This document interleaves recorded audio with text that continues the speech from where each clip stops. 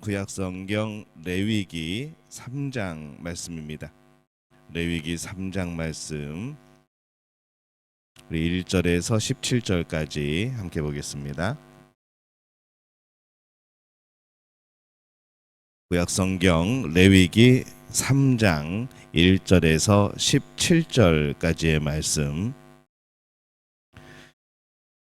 우리 한 목소리로 함께 봉독합니다. 사람이 만일 화목제의 제물을 예물로 드리되 소로 드리려면 수컷이나 암컷이나 흠없는 것으로 여호와 앞에 드릴지니 그 예물의 머리에 안수하고 회막문에서 잡을 것이요 아론의 자손 제사장들은 그 피를 제단 사방에 뿌릴 것이며 그는 또 그 화목제의 제물 중에서 여호와께 화제를 드릴지니 곧 내장에 덮인 기름과 내장에 붙은 모든 기름과 두 콩팥과 그 위에 기름 곧 허리 쪽에 있는 것과 간에 덮인 커플을 콩팥과 함께 떼어낼 것이요 아론의 자손은 그것을 제단 위에 불 위에 있는 나무 위에 번제물 위에서 살을 지니 이는 화제라 여호와께 향기로운 냄새니라. 만일 여호와께 예물을 드리는 화목제의 제물이 양이면 수컷이나 암컷이나 흠없는 것으로 드릴지며 만일 그의 예물로 드리는 것이 어린 양이면 그것을 여호와 앞으로 끌어다가 그 예물의 머리에 안수하고 회막 앞에서 잡을 것이요 아론의 자손은 그 피를 제단 사방에 뿌릴 것이며 그는 그 화목제의 제물 중에서 여호와께 화제를 드릴지니 그 기름 곧 미골에서 밴 기름진 꼬리와 내장에 덮인 기름과 내장에 붙은 모든 기름과 두 콩팥과 그 위에 기름 곧 허리 쪽에 있는 것과 간에 덮인 커플을 콩팥과 함께 떼어낼 것이요 제사장은 그것을 제단 위에서 불사를지니 이는 화제로 여호와께 드리는 음식이니라. 만일 그의 예물이 염소면 그것을 여호와 앞으로 끌어다가 그것의 머리에 안수하고 회막 앞에서 잡을 것이요 아론의 자손은 그 피를 제단 사방에 뿌릴 것이며 그는 그 중에서 예물을 가져다가 여호와께 화제를 드릴지니 곧 내장에 덮인 기름과 내장에 붙은 모든 기름과 두 콩팥과 그 위에 기름 곧 허리 쪽에 있는 것과 간에 덮인 커플을 콩팥과 함께 떼어낼 것이요 제사장은 그것을 제단 위에서 불사를지니 이는 화제로 드리는 음식이요 향기로운 냄새라. 모든 기름은 여호와의 것이니라. 너희는 기름과 피를 먹지 말라. 이는 너희의 모든 처소에서 너희 대대로 지킬 영원한 규례니라. 아멘. 할렐루야. 하나님의 은혜가 오늘 새벽에 하루의 첫 시간을 주 앞에 드리는 우리 믿음의 가족들에게 함께 하시기를 예수님의 이름으로 축원합니다. 우리가 예배를 드릴 때 행복한가 생각을 해보게 됩니다. 믿는 사람은 예배할 때 행복해야 합니다. 사람은 가장 언제 행복한가 하면은 내가 무엇인가 바라는 것이 이루어졌을 때 또 그것이 이루어지면 행복하죠. 그러면은 우리는 예배도 사실은 행복해야 됩니다.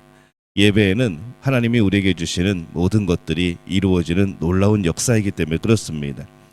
이 오늘날 사람들이 생각하는 예배의 가장 큰 문제는 이 예배를 의무적인 것으로만 생각한다는 것이죠. 물론 예배는 하나님의 자녀로서 하나님의 백성으로서 의무적인 면도 있습니다. 그러나 그 의무는 우리를 못 살게 하고 귀찮게 하는 의무가 아니라 행복함으로 자발적으로 드려지는 의무가 되어지는 것이죠. 그래서 이 예배에는 의무도 들어가 있지만은 우리를 사랑하시는 창조주 하나님께서 우리에게 주시는 한없는 은혜로 인하여서 우리가 행복함으로 드려지는 그런 예배가 되어지는 겁니다. 구약시대 때 드리던 제사 중에 이 오늘 말씀의 화목제라는 것이 있습니다. 이 화목제를 드린 이 예를 간단히 살펴보면은 사무엘상 11장 15절에 보면은 모든 백성이 길갈로 가서 거기서 여호와 앞에 사울로 왕을 삼고 거기서 여호와 앞에 화목제를 드리고 사울과 이스라엘 모든 사람이 거기서 크게 기뻐하니라 이렇게 기록을 합니다.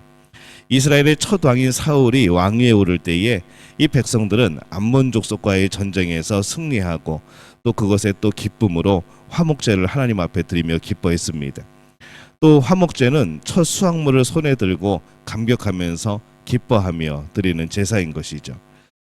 또 사무엘하 24장 25절에 보면은 그곳에서 여호와를 위하여 단을 쌓고 번제와 화목제를 드렸더니 이에 여호와께서 그 땅을 위하여 기도를 들으시매 이스라엘에게는 내리는 재앙이 그쳤더라 이렇게 말씀을 합니다. 이 구절은 이 다윗이 이스라엘에 내렸던 재앙이 그치도록 화목제를 드리는 하나님께 드리는 그런 구절이죠. 이 화목제를 드리면서 기도했을 때에 이스라엘에 내리던 재앙이 멈추게 되어집니다. 이렇게 화목제는 기뻐하면서 드린 제사입니다. 아주 실제적인 것을 하나님 앞에 간구하였던 것이죠. 그래서 화목제라는 예배를 통해서 이 하나님 앞에 실질적으로 간구하는 것들이 이루어지는 이제 그런 제사였습니다. 그러다 보니까 이 사람들은 이 화목제를 굉장히 기뻐하고 화목제 드리는 것을 좋아했던 것이죠. 이 화목제라고 하는 것은 화목한다는 겁니다. 그러면 누가 누구와 화목하는가? 하나님과 이스라엘 백성이 화목하는 겁니다. 하나님과 백성으로 하나가 되는 것이죠. 마음을 맞추는 겁니다. 이 화목제가 간혹 사람들 사이에 화목도 포함하고 있지만은 이 대부분 하나님과 그 백성 사이의 화목, 그 백성 하나님과 그 백성 사이의 친밀함, 이것을 뜻하는, 이것을 추구하는 그런 제사였습니다. 하나님과 사람이라는 두 주체가 서로 화목하는 겁니다. 사실 이 자체가 은혜이죠. 어떻게 우리가 창조주와 화목하게 지냅니까? 그냥 무조건 섬기는 그런 우리는 분위기죠. 근데 이 하나님이 우리를 향하여서 화목하자고 하시는 겁니다. 그 방법을 알려주시는 겁니다. 이 화목은 서로의 교제를 근거로 하는 것이죠. 특별히 이 제사는 유일하게 끝나고 나서 그 제사를 드린 것으로 함께 식사를 합니다. 이 식사를 하는 친밀함이 있는 그런 제사인 겁니다. 이 화목제에서 가장 중요한 것은 이 관계라는 단어입니다. 하나님께서 왜 이스라엘 백성들에게 행복을 주셨을까? 이스라엘 백성은 하나님의 백성이기 때문인 거죠. 하나님은 이스라엘 백성의 하나님이고 이스라엘은 하나님의 거룩한 백성이었습니다. 서로 영원한 언약을 맺은 관계이죠. 그 언약에 굳건하게 서로 매여 있는 겁니다. 그 관계가 화목제로 매번 다시 확인이 되어지는 이제 그러한 예배가 되어진 겁니다. 누구도 넘볼 수 없는 그 친밀한 관계, 그것이 화목제를 드림으로 인해서 더욱 친밀해지는, 또 감사를 드리고 하나님은 우리를 향해 복을 주시고 이 오고 가면서 더욱더 그 관계가 돈독해지게 되어지는 것이죠. 친밀함 없이는 어떤 베품도 사실 기대하기 힘듭니다. 오늘 우리에게 모르는 누군가가 와서 도와달라고 그러면은 우리는 망설이게 되어지죠. 이 서로 친밀할 때는 이 망설임이 더 줄어듭니다. 서로 친밀의 깊이만큼 서로를 도와주는 것이죠. 그것처럼 이 하나님과 우리 사이도 서로 더욱더 친밀해야 됩니다. 그래서 우리는 하나님 앞에 화목제를 드립니다. 우리는 다 행복을 원하죠. 하나님도 우리의 행복에 관심을 가지십니다. 하나님의 독생자 아들 예수를 이 땅에 보내신 이유가 뭡니까? 궁극적으로는 우리의 행복을 위하여서입니다. 우리의 구원, 우리의 행복, 우리의 복을 위하여서인 것이죠. 근데 문제는 무엇인가 하면은 사람들이 그 행복과 복을 찾기 위해서 다른 곳에 눈을 돌리는 겁니다. 사람들은 하나님께서 주시는 이 참된 행복을 잘 이해하지 못합니다. 오늘날 사람들을 보면은 눈앞의 행복이 더 우선시 되어질 때가 참 많습니다. 그러나 하나님은 그것조차도 또 이해를 하시죠. 긍휼히 여기십니다. 또 여전히 사랑하십니다.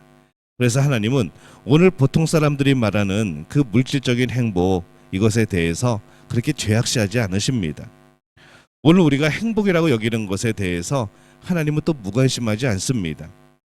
우리가 이 땅을 살아가며 필요한 것들, 우리가 이 땅을 살아가며 우리에게 주어져야 되는 것들, 이런 것에도 하나님이 관심을 가지고 계시고, 또한 이 땅에서도 우리에게 복을 주시고, 또 우리의 영원한 복은 또 말할 것도 없고, 하나님은 그렇게 우리의 삶의 모든 부분에서 관심이 있으신 거죠. 왜 그럴까요? 근데 그 이유가 하나님께서 사랑하는 사람들의 마음이 그곳에 있으니까 그렇습니다. 우리가 사랑하는 사람이 어떤 것에 관심을 갖고 있으면 나도 그것에 관심을 갖게 되어지는 것은 당연한 겁니다. 하나님은 우리의 관심사에 관심이 있으십니다. 그것이 정말 하나님의 영광을 위하여서 우리가 관심을 가지고 있다고 한다면 하나님은 더 기뻐하시겠죠. 근데 우리가 여기서 분명히 선을 그을 필요가 있습니다. 이 물질적인 행복은 진정한 영원한 행복은 아닙니다. 그것은 우리가 믿음을 알아가는 과정의 한 단계인 것이고 하나님의 일을 하기 위한 하나님이 부어주시는 하나의 그런 우리의 도움, 징검다리가 되어지는 것이죠. 결국 그것이 우리의 목적지는 아닙니다. 좋은 일이 많이 벌어지길 원한다면 여러분 예배하시기 바랍니다. 여러분이 간구하는 것이 있다면 더욱더 예배하시기 바랍니다. 믿음의 사람이 어떻게 예배도 하지 않으면서 좋은 일이 일어나기를 바라겠습니까? 당연한 것이죠. 간구에 앞서서 감사함부터 찾으시기를 바랍니다. 하나님이 나에게 주신 은혜가 얼마나 차고 넘치는가. 돈이 없어도 건강이 좋지 않아도 하나님이 우리에게 주신 그 은혜에 우리는 감사할 것들이 너무나도 넘쳐납니다. 감사할 충분한 이유를 몰라서 그렇지 실은 그때도 우리는 하나님께 감사해야 될 것이 너무나도 많은 것이죠. 어쩌면 바로 우리가 지금 가슴 아파하는 그 일로 깊이 나중에는 오히려 감사해야 될지도 모르겠습니다. 그때 그 일을 통하여서 내가 하나님 앞에 든든히 서게 되었다고, 나의 믿음이 더욱더 굳건해졌다고, 우리가 더욱더 화목하게 되어졌다고. 그러니 그 모든 과정에서 잊지 말아야 될 것, 예배하면서 감사하는 우리 믿음의 가족들이 되어주시기를 바랍니다. 우리는 우리에게 주어진 것에 대해서 감사하고 예배해야 됩니다. 그렇게 감사한 마음으로 예배하면 우리의 그 감사하는 마음을 기뻐 받으시는 하나님께서 더 좋은 것으로 채워주시지 않겠습니까? 또한 우리에게 필요한 것이 있으면 예배하며 간구하시기 바랍니다. 그것이 우리의 믿음입니다. 그것이 바로 화목제라는 것이죠. 화목제는 그렇게 가장 실질적인 기쁨의 제사였습니다. 사람들이 가장 좋아했던 행복한 그런 제사였죠. 그것처럼 오늘날 우리도 이 예배가 행복제가 되어야 됩니다. 이 화목한 화목제가 되어야 되는 것이죠. 예배를 통해서 하나님이 주시는 행복을 누릴 수 있어야 합니다. 하나님 앞에 제대로 예배를 드려서 또 우리가 더 열심히 드려서 하나님이 주시는 행복을 누리는 믿음의 가족들 되시기를 바랍니다. 믿음의 사람인 우리는 예배를 통해서 행복해져야 됩니다. 그러니 행복한 예배를 드리시기를 바랍니다. 행복한 의무로서 예배를 드리시기를 바랍니다. 예배에는 역사하는 힘이 아주 큽니다. 우리에게 행복을 주시려고 하시는 이 하나님의 마음을 우리가 잘 알고 또 그 하나님 앞에 감사함으로 예배를 드려나가게 될 때에 우리는 예배 가운데 하나님이 역사하시는 놀라운 일들을 경험하게 될 줄로 믿습니다. 예배 때마다 정말 행복한 얼굴이 되시기를 바랍니다. 우리 그런 믿음의 가족들이 되어지시기를 예수님의 이름으로 축원합니다.